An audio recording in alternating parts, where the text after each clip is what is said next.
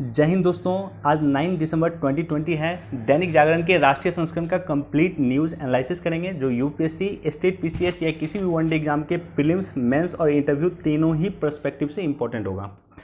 देखो, मुझे लगातार समय नहीं मिल रहा है, इसलिए मैं डेली न्यूज़ एनालिसिस नहीं कर पा रहा हूँ, लेकिन अपने टेलीग्राम चैनल पर प्रत्येक दिन दैनिक जागरण का जो इम्पोर्टेंट न्यूज़ होता है उसको मैं हाईलाइट करके आपके लिए प्रोवाइड करता हूँ। जैसे आज का मान लो ये न्यूज़ इम्पॉर्टेंट है, ये न्यूज़ इम्पॉर्टेंट है और ये न्यूज़ इम्पॉर्टेंट है, साथ ही साथ फर्स्ट पेज पे ये न्यूज़ इम्पॉर्टेंट है और ये न्यूज़ इम्पॉर्टेंट है। तो इसको इस तरह से मैं हाईलाइट करके आपके लिए टेलीग्राम चैनल पे अपलोड कर देता हूँ। जिन लोगों ने हमारा टेलीग्राम चैनल ज्वाइन नहीं किया, जाकर के ज्वाइन कर लेना। लिंक आपको डिस्क्रिप्शन में मिल जाएगा या जो पहला कमेंट होगा वहाँ पर आपको लिंक मिल जाएगा। ओके, आज जो है 9 दिसंबर है। 9 दिसंबर इतिहास में फेमस क्यों है? क्योंकि 9 दिसंबर 1946 को संविधान सभा की पहली बैठक हुई थी। 9 दिसंबर 1946 को संविधान सभा की पहली बैठक हुई थी और इसके अध्यक्ष थे सच्चिदानंद सिन्हा, जो बिहार के ही थे। सच्चिदानंद सिन्हा इसके अध्यक्ष थे और इसके 2 दिन के बाद 11 दिसंबर 1946 को इसके यानी संविधान सभा के जो अस्थाई अध्यक्ष चुने गए थे राजेंद्र प्रसाद, डॉक्टर राजेंद्र प्रसाद, जो बाद में हमारे देश के पहले राष्ट्रपति बने थे। ओके, फर्स्ट पेज पे जो सबसे इम्पॉर्टेंट न्यूज़ है, जो पहला न्यूज़ है जो मुझे आपके साथ डिस्कस करना है कि ब्रिटेन में कोरोना के खिलाफ टीकाकरण का काम शुरू। तो आप बस ये याद रख लेना इस न्यूज़ में, और यहाँ पे मैंने हाईलाइट कर दिया इस पोर्शन को कि ये जो ब्रिटेन चूँकि खुद भी टीका बना रहा है, ब्रिटेन की ऑक्सफोर्ड यूनिवर्सिटी टीका बना रही है जिसका ट्रायल भारत में भी चल रहा है। भारत के सीरम इंस्टीट्यूट उस टीका का परीक्षण कर रहा है इंडिया में, लेकिन बावजूद इसके ब्रिटेन वर्तमान में चूँकि अभी जो है ऑक्सफोर्ड का टीका अभी ट्रायल चरण में है, जबकि फाइजर का टीका बन चुका है। अमेरिकन कंपनी है फाइजर, ब्रिटेन जो है फाइजर का टीका अपने यहाँ लगा रहा है। तो बस ये याद रख लेना, अमेरिकन कंपनी फाइजर का टीका जो है ब्रिटेन अपने यहाँ लगा रहा है। उसके बाद इसको भी एक बार देख सकते हैं कि अगले 3 साल में हर गांव में high speed internet, prime minister Modi, Bharat सरकार इसके लिए लगातार काम कर रही है। और जैसा कि आपको जानकारी है कि भारत नेट परियोजना एक स्पेशल परियोजना आई थी सरकार के द्वारा, जिसका मूल मकसद था, जिसका मेन काम था कि इंटरनेट कनेक्टिविटी गाँवों को प्रदान करना। अब देखो, ये टॉपिक जो है ये मेंस के लिए काफ़ी इंपॉर्टेंट टॉपिक है। ये जो है भारत में कुछ ज़्यादा ही लोकतंत्र, इसलिए सुधार मुश्किल कांत। अमिताभ कांत कौन है? तो अमिताभ कांत के बारे में भी बेसिक आपको जानकारी होना चाहिए। नीति आयोग के सीईओ है। ये जो शख्स हैं ये नीति आयोग के सीईओ हैं, 1980 बैच के आईएएस अधिकारी हैं। तो इनका क्या कहना है कि जो भारत में कुछ अधिक लोकतंत्र है, यानी भारत में कुछ अधिक आपको फ्रीडम मिला हुआ है कि आप सरकार के खिलाफ आंदोलन कर सकते हैं, प्रोटेस्ट कर सकते हैं, इसलिए सरकार जो सुधारवादी कदम है उसको लागू नहीं कर सकती है, जो दिक्कत वाली बात है, जिसके कारण जो है भारत में जो है सुधार मुश्किल हो रहा है। और निश्चित तौर पर इन्होंने ये कहा है कृषि बिल के परिप्रेक्ष्य में। अब देखो, मेंस के पर्सपेक्टिव से क्या इंपॉर्टेंट हुआ, जब आपको लोकतंत्र के बारे में लिखना हो कि लोकतंत्र की कुछ खूबी बताइए या कुछ खामी बताइए, तो लोकतंत्र की बहुत सारी खूबी हैं, लेकिन लोकतंत्र की कुछ खामी में इस खामी को कह सकते हो कि परियोजनाएं जो होती है उसको लेट लतीफ़ से इम्प्लीमेंट किया जाता है, यानी उसको इम्प्लीमेंट करने में समय लगता है, राइट। या किसी भी तरह का एक बड़ा रिफॉर्म्स अगर होगा तो उस रिफॉर्म्स को प्रोटेस्ट करने वाले भी लोग मिल जाते हैं, इसलिए उस रिफॉर्म्स को लागू करने में समय लगता है। तो इस रूप में इसको देख सकते हैं। अब देखो, यहाँ पे जो एक न्यूज़ है कि हिंदुओं व जैनियों ने कुतुब मीनार परिसर में मांगा पूजा का अधिकार, राइट। तो अयोध्या डिस्प्यूट जो सॉल्व हुआ उसके बाद जो है एक इस तरह का डिस्प्यूट फिर क्रिएट किया जा रहा है या क्रिएट हो रहा है। आपके लिए वो अधिक इंपॉर्टेंट नहीं है क्या डिस्प्यूट है, आपके लिए बस इंपॉर्टेंट ये है कि आर्टिकल 25 और 26 के तहत धार्मिक आज़ादी के मामलों के अधिकार के संबंध में, यानी जो मौलिक अधिकार आपका उसके संबंध में कोर्ट में मैटर गया। आर्टिकल 25 और 26 के डिस्प्यूट के संबंध में, और कभी भी अगर इस तरह का कोई डिस्प्यूट पेपर में जब भी चर्चा हो तो उसके इतिहास को जरूर देखने का कोशिश करें। जैसे मान लो आप जाकर के मोहम्मद गौरी के आक्रमण के बारे में, कुतुबुद्दीन ऐबक के आक्रमण के बारे में जाकर के पढ़ लें, तो इस तरह से क्या होगा कि आपका पेपर आपके स्टैटिक पोर्शन से जुड़ता है और वो एग्जाम भी यूपीएससी भी क्वेश्चन पूछ रहा है तो इसी तरह से क्वेश्चन आज के समय में पूछ रहा है।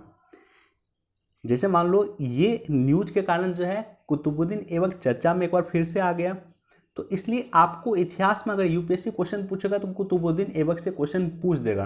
क्यों? क्योंकि ये न्यूज चर्चा में। और जब सुप्रीम कोर्ट का निर्णय इस पर अगर आएगा तो उसके बाद ये आपके मेंस पर्सपेक्टिव से काफ़ी इंपॉर्टेंट हो जाएगा। फिलहाल कुतुबुद्दीन ऐबक के बारे में, मोहम्मद गौरी के बारे में, आर्टिकल 25 के बारे में, 26 के बारे में जानकारी आपको होना चाहिए, लेकिन जब ये निर्णय सुप्रीम कोर्ट का आ जाएगा उसके बाद काफ़ी इंपॉर्टेंट हो जाएगा। और अयोध्या डिस्प्यूट काफ़ी इंपॉर्टेंट है। अयोध्या डिस्प्यूट का लिंक मैं अपने जो टेलीग्राम चैनल पे उस पर डाल दूंगा। मैंने वीडियो बनाया था, जाकर के देख लेना कि एग्जैक्ट अयोध्या डिस्प्यूट क्या था। 500 वर्ष का उसका इतिहास है, 500 वर्ष का वो डिस्प्यूट था, राइट।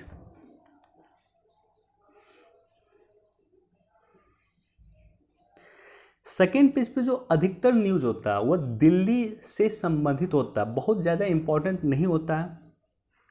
हाँ, कुछ इंपॉर्टेंट है। जैसे मान लो यहाँ पे मैंने हाईलाइट किया है, सिर्फ AQI को हाईलाइट किया, एयर क्वालिटी इंडेक्स। यानी आपको ये जानकारी होना चाहिए कि एयर क्वालिटी इंडेक्स क्या है। इससे यूपीएससी क्वेश्चन पहले भी पूछा है। एयर क्वालिटी इंडेक्स का 8 कंपोनेंट है जिसमें कार्बन डाइऑक्साइड नहीं आता है। यानी मान लो आप जिस भी सिटी में रहते हैं वहाँ के एयर क्वालिटी इंडेक्स को मेजर किया जाता है, उसमें कार्बन डाइऑक्साइड को मेजर नहीं किया जाता है। और इसी पेज को सॉल्व करते हुए या इसी पेज के माध्यम से यूपीएससी क्वेश्चन पूछा था। अगर आपको सिर्फ ये जानकारी हो कि एयर क्वालिटी इंडेक्स का कंपोनेंट कार्बन डाइऑक्साइड नहीं है तो आप उस क्वेश्चन को सही बना सकते थे प्रीलिम्स में। अब देखो यहाँ पे 8 साल से ताले में बंद शेरशाह सूरी गेट को मिलेगी आज़ादी। तो यहाँ पे शेरशाह सूरी के बारे में जानकारी है या दिया हुआ है। 1540 ईस्वी में उन्होंने दरवाज़ा बनाया था, राइट। तो शेरशाह सूरी के बारे में जाकर के पढ़ लेना। साथ ही साथ ये एक संस्था काफ़ी इंपॉर्टेंट हो गई है, archaeological survey of India, ASI। ASI चर्चा में रहने का 2-3 रीज़न है। पहला रीज़न तो मान लो ये न्यूज़ है, ऊपर में जो न्यूज़ पढ़े थे वो भी कहीं ना कहीं ASI से संबद्ध था। और सबसे महत्वपूर्ण न्यूज़ कि अयोध्या जो वर्डिक्ट दिया गया सुप्रीम कोर्ट के द्वारा, अयोध्या मामले में जो वर्डिक्ट दिया गया है, जो निर्णय दिया गया है, उसका आधार स्तंभ है ASI archaeological survey of India का रिपोर्ट, राइट। तो सुप्रीम कोर्ट ने आर्कोलॉजिकल सर्वे ऑफ इंडिया के रिपोर्ट के आधार पे अयोध्या वर्डिक्ट दिया था। तो थोड़ा सा बेसिक जानकारी हम प्राप्त करते हैं कि आखिर आर्कोलॉजिकल सर्वे ऑफ इंडिया क्या है। Archaeological survey of India Hindi में कहते हैं भारतीय पुरातत्व सर्वेक्षण, संस्कृति मंत्रालय के अधीन काम करता है, राइट। मिनिस्ट्री ऑफ कल्चर के अधीन काम करता है। भारतीय पुरातत्व सर्वेक्षण का प्रमुख काम राष्ट्रीय महत्व के प्राचीन स्मारकों तथा पुरातत्वीय स्थलों और अवशेषों का रखरखाव करना। इसके अतिरिक्त प्राचीन संस्मारक तथा पुरातत्वीय स्थल वो अवशेष अधिनियम 1958 के प्रावधानों के अनुसार यह देश में सभी पुरातत्वीय गतिविधि को विनियमित करता है। यानी जो ये एक्ट है 1958 का एक्ट है, इस एक्ट के माध्यम से देश में जितना भी पुरातत्व स्थल है उस पुरातत्व स्थल को रेगुलेट करने का काम करती है आर्कोलॉजिकल सर्वे ऑफ इंडिया।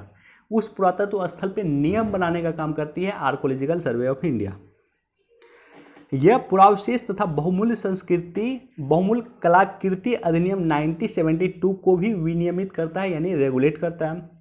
इसके फाउंडर जो है अलेक्जेंडर कनिंघम थे, जो 1861 में 1861 में कैनिन था। उस समय में हमारे देश का जो वायसराय था वो कैनिन था। तो कैनिन के समय में इसकी स्थापना किया गया था अलेक्जेंडर कनिंघम के द्वारा, जो इसके पहले डायरेक्टर जनरल थे। वर्तमान में इसके डायरेक्टर जनरल हैं वी विद्यापति, हेडक्वार्टर इसका नई दिल्ली में। ये बेसिक इन्फॉर्मेशन, इतना आपको जरूर जानकारी होना चाहिए।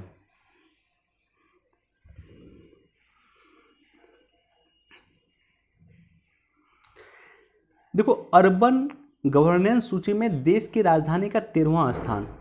तो एक फाउंडेशन के द्वारा अर्बन गवर्नेंस को प्रतिस्थापित किया गया है, या अर्बन गवर्नेंस की रैंकिंग जारी किया गया है एक संस्था के द्वारा जिसका नाम है प्रजा फाउंडेशन। बहुत इंपॉर्टेंट संस्था नहीं है, इसलिए ये न्यूज़ काफ़ी इंपॉर्टेंट नहीं है। मान लो यही अगर कोई WHO का रिपोर्ट रहता, या कोई बड़ी संस्था का रिपोर्ट रहता, या इवन नीति आयोग का रिपोर्ट रहता, देन आपके लिए काफ़ी इंपॉर्टेंट होता है। बहरहाल आपको जानकारी होना चाहिए कि अर्बन गवर्नेंस जो सूची है उसमें दिल्ली को 13वां स्थान मिला है, पहला स्थान मिला है उसमें ओडिशा को, और दूसरा स्थान मिला है महाराष्ट्र को। किस संस्था के द्वारा किया गया है? ये रैंकिंग दिया गया है प्रजा फाउंडेशन के द्वारा।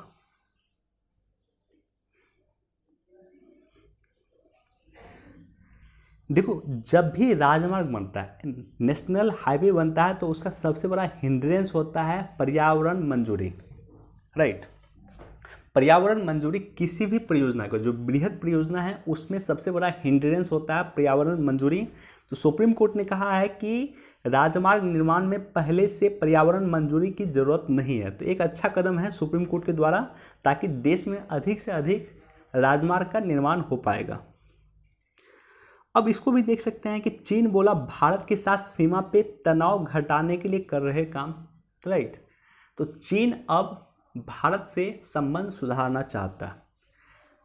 देखो, चीन पिछले 6 महीना से चीन लगातार चर्चा में बना हुआ। भारत के साथ जब से डिस्प्यूट हुआ चीन चर्चा में आया। तो चीन के साथ भारत का क्या संबंध है उसके बारे में आपको जानकारी होना चाहिए। ऐतिहासिक संबंध क्या है, सकारात्मक संबंध क्या है और नकारात्मक संबंध क्या है, तीनों के बारे में आपको जानकारी होना चाहिए। अब देखो, जनरल नरवाने UAE व सऊदी अरब के लिए रवाना। तो जब भी हमारे देश के राष्ट्रपति, प्रधानमंत्री, हमारे देश के सेना प्रमुख, हमारे देश के विदेश मंत्री, फिनांस मिनिस्टर कहीं जाते हैं, किसी देश में जाते हैं, तो उसके बारे में आपको बेसिक इन्फॉर्मेशन होना चाहिए। और ये जो है UPSC तो नहीं क्वेश्चन पूछता आपको इस तरह से, लेकिन स्टेट PCS में या वनडे एग्जाम में आपको इस तरह से क्वेश्चन पूछा जा सकता है उस देश के संबंध के बारे में, राइट। या उस देश के किसी भी पॉइंट पे क्वेश्चन आपसे पूछा जा सकता है। हो सकता है उस देश की राजधानी पूछ दे, उस देश की करेंसी पे आपको पूछ दे वनडे एग्जाम में। UPSC में ऐसा क्वेश्चन नहीं पूछेगा। हाँ, मेंस पर्सपेक्टिव से यहाँ पे क्या इंपॉर्टेंट है? मेंस पर्सपेक्टिव से इंपॉर्टेंट है कि भारत जो है खाड़ी देशों के साथ भारत का संबंध महत्वपूर्ण हो रहा है, राइट।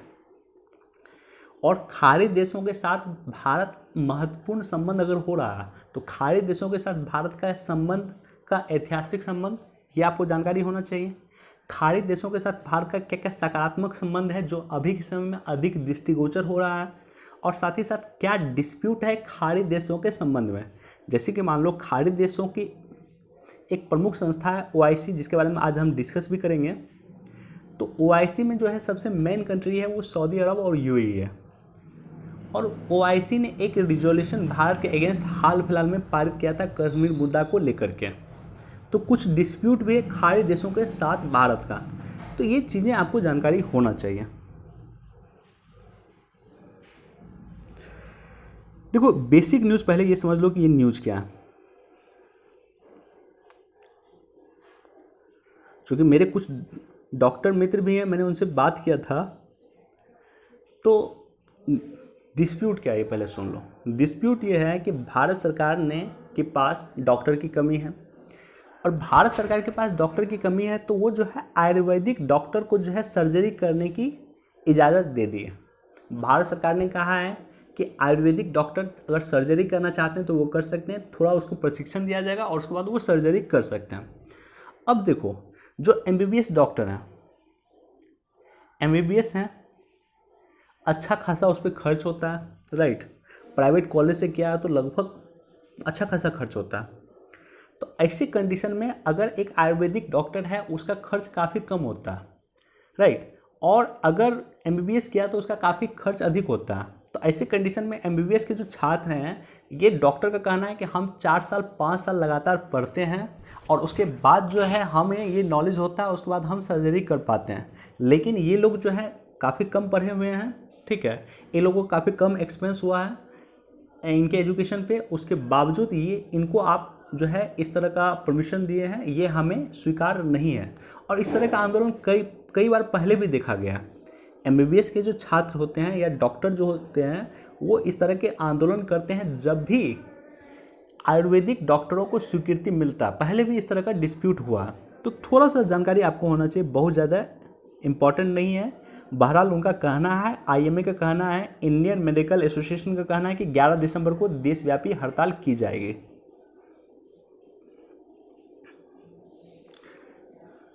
देखो, मोदी ने कतर के अमीन से बात की, तो कतर के साथ भारत का क्या रिलेशन है, राइट। कतर भी एक खाड़ी देश है, तो खाड़ी देश के बारे में जब भी आप पढ़ें तो कतर के बारे में भी पढ़ लें। और कतर के जो है शेख का नाम ज़रूर याद रखें। कतर के शेख का नाम है अमीर शेख तमीम बिन हामद अल थानी, राइट। तो इनके बारे में थोड़ा सा आपको जानकारी होना चाहिए, या एटलीस्ट नाम आपको याद होना चाहिए। वनडे एग्जाम में पूछेगा, यूपीएससी में नहीं पूछेगा।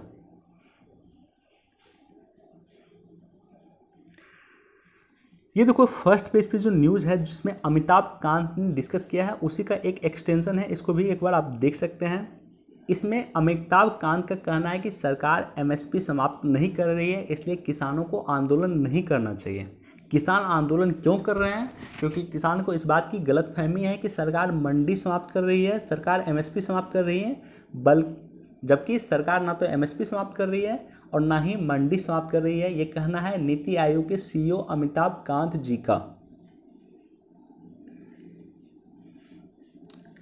किसान को लेकर के मैं एक अलग से वीडियो बना दूंगा, इसलिए मैं यहाँ पे किसान को लेकर के या कृषि बिल को लेकर के डिस्कस नहीं कर रहा हूँ इस न्यूज़ में, राइट। और डेली आपको पढ़ना भी नहीं चाहिए। कृषि बिल में अब जब तक डिस्प्यूट चलेगा तब तक डेली पेपर में आएगा, तो डेली आपको पढ़ने की आवश्यकता भी नहीं है। हाँ, बेसिक पॉइंट आपको ज़रूर पता होना चाहिए। किसान का बिल जो 3 बिल है, तीनों बिल के बारे में आपको जानकारी होना चाहिए, और तीनों बिल का क्या प्रोज हैं, तीनों बिल का क्या कौन सा है, क्या उसके सकारात्मक पक्ष है, क्या नकारात्मक पक्ष है, सरकार का क्या कहना है, किसानों का क्या कहना है, किसान क्यों आंदोलन कर रहे हैं, इसका आपको जानकारी होना चाहिए। इससे अधिक जानकारी की जरूरत नहीं है, डेली पढ़ने की आवश्यकता नहीं है आपको।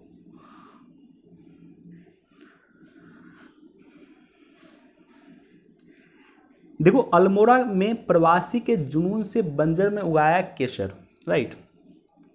केसर का एकमात्र राज्य जहां उत्पादन होता है वो कश्मीर में है।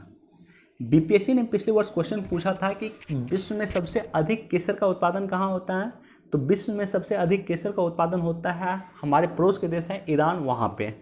ये जो पौधा दिख रहा है आपको, ये केसर का पौधा है, राइट। तो इसको प्रवासी मजदूर ने अल्मोड़ा में भी इसको प्रतिस्थापित किया है या वहाँ भी उगाने का काम किया है, राइट।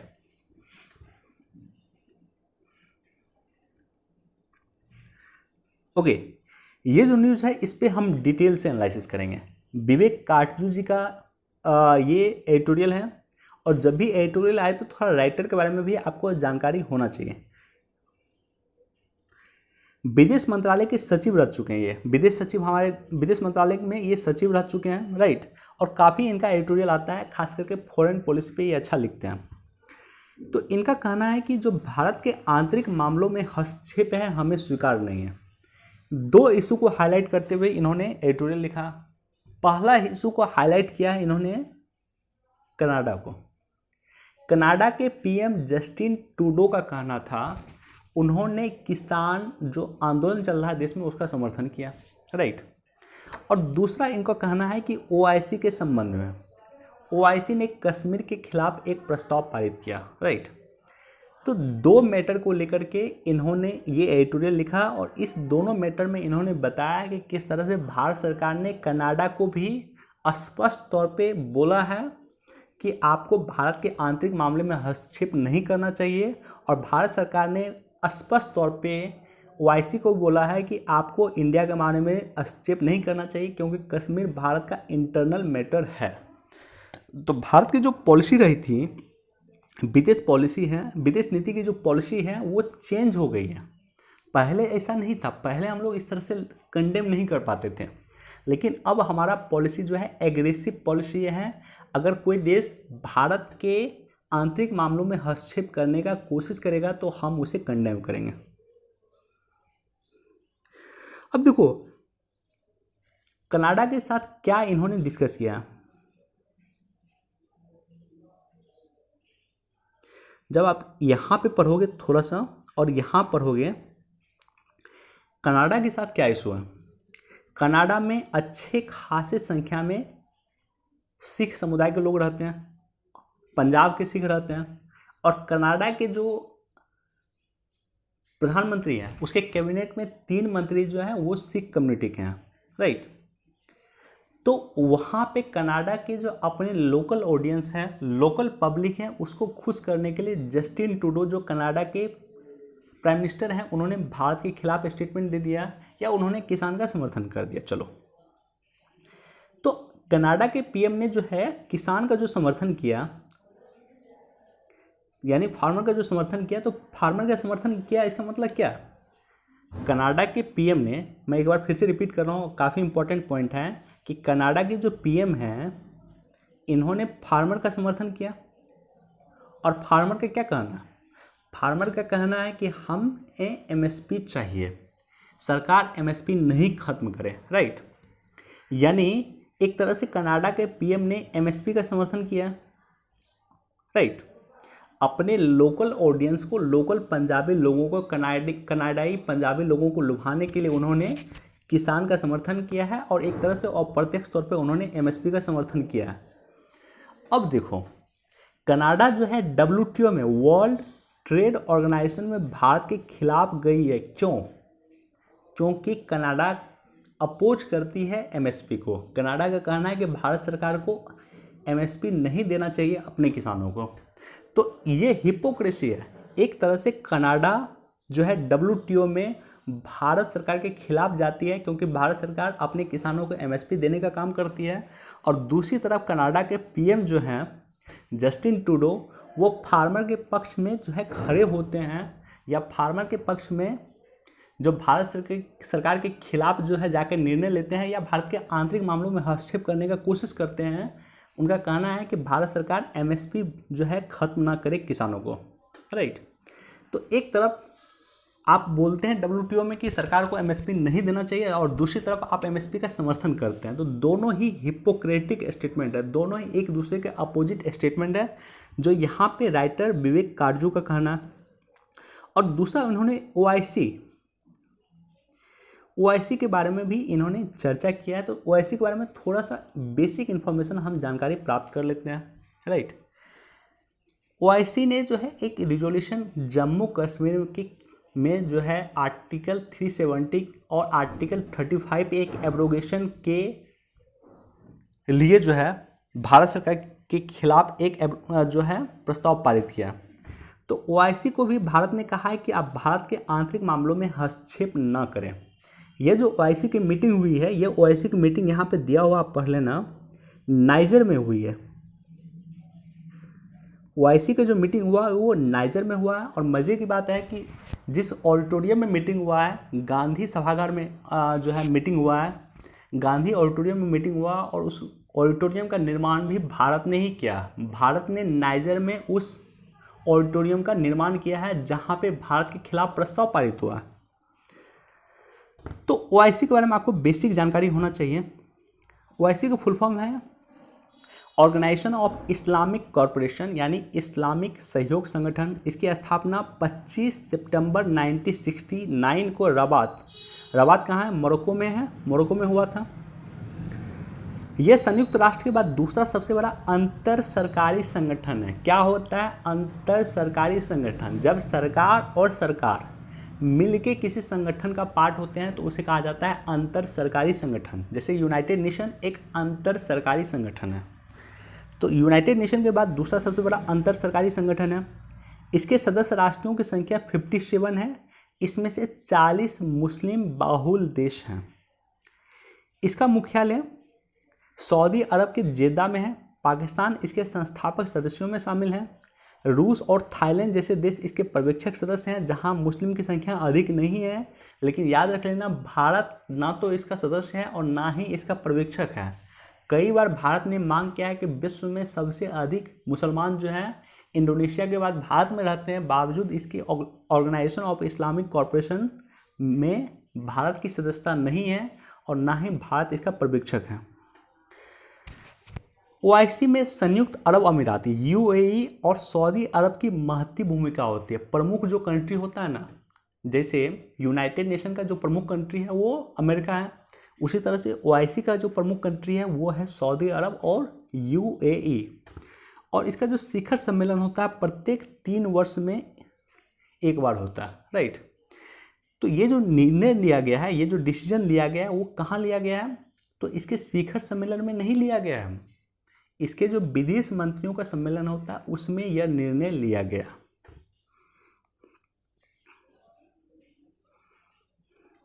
देखो, सी प्लेन सेवा से पर्यटन को लगेंगे पंख।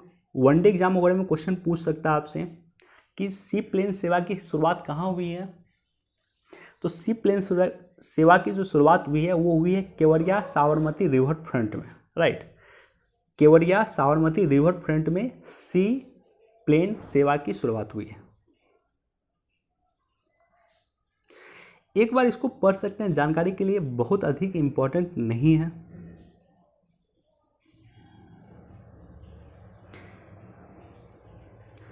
देखो, आम लोगों को नहीं बड़ी मछलियों को निशाना बनाए सीबीआई। तो रोशनी एक्ट में जो जमीन का डिस्प्यूट चल रहा है अभी जम्मू कश्मीर में, उसको लेकर के हाईकोर्ट का कहना है कि आम लोगों को आप निशाना नहीं बनाए, जो बड़ी मछली है जिन्होंने गड़बड़ी की स्टार्टिंग किया है या जो बड़ा स्टेक होल्डर है उसको पकड़े। तो थोड़ा सीबीआई के बारे में आपको जानकारी मैं एक बार फिर से प्रोवाइड करता हूँ। सीबीआई का फुल फॉर्म होता है central bureau of investigation. 3-4 point आप सीबीआई के बारे में याद रखना। पहला तो ये भारत सरकार के कार्मिक पेंशन और लोक शिकायत मंत्रालय के तहत आता है। आई रिपीट अगेन, कई लोगों को लगता है कि यह होम मिनिस्ट्री के तहत आता है या पीएमओ के तहत आता है। बिल्कुल नहीं। सीबीआई जो वर्क करता है वो कार्मिक पेंशन और लोक शिकायत मंत्रालय के अधीन काम करता है। सीबीआई ना तो संवैधानिक संस्था है ना तो सांविधिक संस्था है। सीबीआई ना तो संवैधानिक संस्था, कॉन्स्टिट्यूशनल बॉडी नहीं है, यानी संविधान में इसका जिक्र नहीं है, और सांविधिक संस्था भी नहीं है, स्टैट्यूटरी बॉडी भी नहीं है, क्योंकि संसद के किसी एक्ट के माध्यम से इसका निर्माण नहीं हुआ, right. Delhi special establishment act 1946 से यह पावर प्राप्त करती है।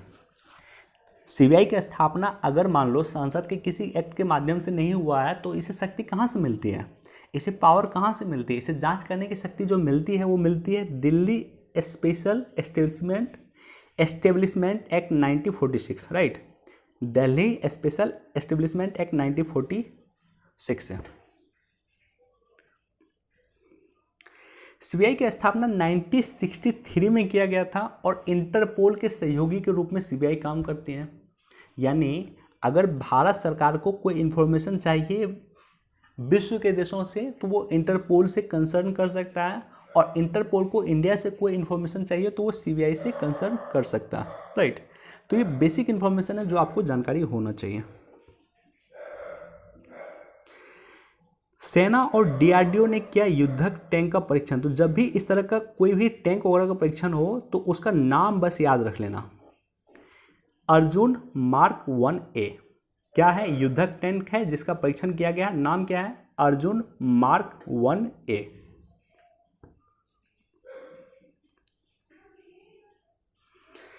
एक बार इसको भी देख सकते हैं कि आत्मनिर्भर भारत का जिम्मा उद्योग जगत पे गोयनका, राइट। देखो, जिस तरह से सीबीआई के बारे में आपको जानकारी होना चाहिए उसी तरह से ईडी के बारे में भी जानकारी आपको होना चाहिए। बहरहाल कई बार हमने डिस्कस किया, आज हम इस पर डिस्कस नहीं कर रहे हैं। देखो, जब भी इस तरह का कभी भी जिक्र हो, पेपर में नदी के बारे में जिक्र हो, तो जाकर के इंटरनेट पे सर्च करके उस नदी के बारे में जरूर जानकारी प्राप्त कर लेना चाहिए।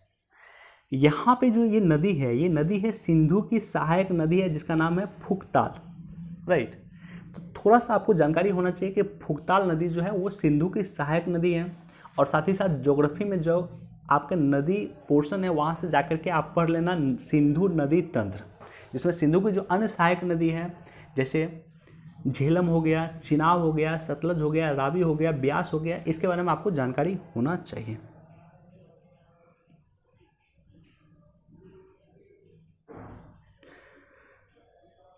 बाइडेन ने पूर्व सैन्य जनरल लॉयड को देश का रक्षा मंत्री नॉमिनेट किया। तो फर्स्ट अफ्रीकी अमेरिकन है जो रक्षा मंत्री बनेंगे, इसका नाम है जनरल लॉयड, जो अमेरिका के रक्षा मंत्री बनेंगे। कब से? तो 20 जनवरी 2021 से। अब देखो, नेपाल में अब राजशाही बहाली के लिए आंदोलन। नेपाल में राजशाही को समाप्त करने में भारत की महत्वपूर्ण भूमिका रही थी, जो भारत के फेवर में कहीं ना कहीं नहीं गया। बहरहाल नेपाल में एक बार फिर आंदोलन हो रहा है कि वहाँ पे राजशाही को बहाल किया जाए। अब देखो, ब्रेक्जिट के बारे में आपको जानकारी जरूर होना चाहिए कि ब्रेक्जिट क्या है। ब्रेक्जिट का सिंपल मतलब होता है ब्रिटेन का यूरोपीय यूनियन से एग्जिट हो जाना, राइट। ब्रिटेन का यूरोपीय यूनियन से बाहर चले जाना। और ब्रिटेन से यूरोपीय यूनियन से बाहर ब्रिटेन चला गया था 31 जनवरी 2020 को। अब देखो, 31 दिसंबर तक का समय है कि दोनों ब्रिटेन और यूरोपीय यूनियन दोनों जो है ट्रेड एग्रीमेंट कर लें। अगर ट्रेड एग्रीमेंट 31 दिसंबर तक नहीं होगा तो दोनों के बीच में मुक्त व्यापार समझौता समाप्त हो जाएगा।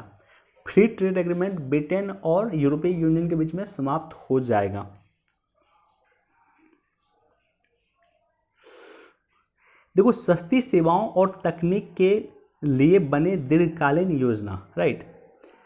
तो आपको ये जानकारी होना चाहिए कि सस्ती सेवा को उपलब्ध करवाने में विश्व में महत्वपूर्ण भूमिका निभाता है भारत, राइट। और 193 सदस्य वाली साधारण सभा, राइट, यूनाइटेड नेशन की जो सभा है, आम सभा है, उसने निर्णय लिया कि हर साल 27 दिसंबर को महामारी की तैयारी पे अंतर्राष्ट्रीय दिवस को मनाया जाए। तो डेट याद रख लेना, 27 दिसंबर महामारी को रोकने के लिए अंतर्राष्ट्रीय दिवस के रूप में मनाया जाएगा प्रत्येक वर्ष 27 दिसंबर।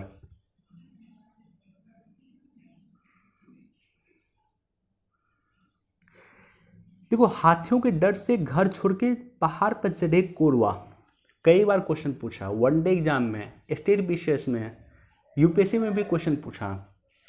कोरवा जनजाति कहाँ पे निवास करती है? तो कोरवा जनजाति छत्तीसगढ़ के अंबिकापुर में, छत्तीसगढ़ के अंबिकापुर में, यानी छत्तीसगढ़ में कोरवा जनजाति निवास करती है। बेसिक इंफॉर्मेशन आपको होना चाहिए कोरवा जनजाति के बारे में। कहाँ निवास करती है? छत्तीसगढ़ में।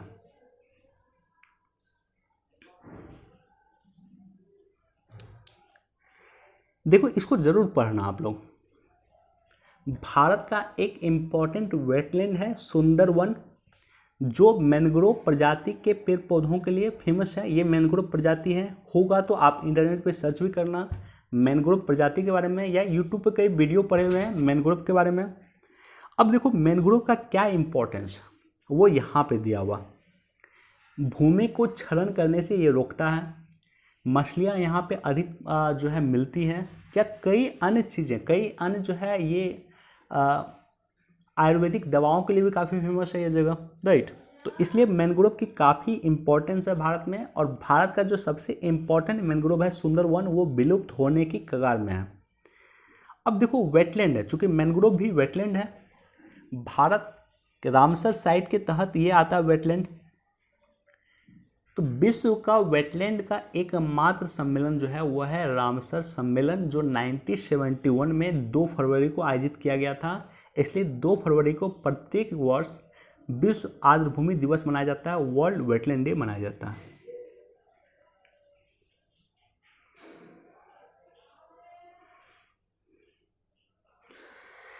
ओके, इतना ही न्यूज़ था। इसको भी एक बार देख सकते हैं और इसको भी देख सकते हैं। आज के लिए इतना ही न्यूज़ था।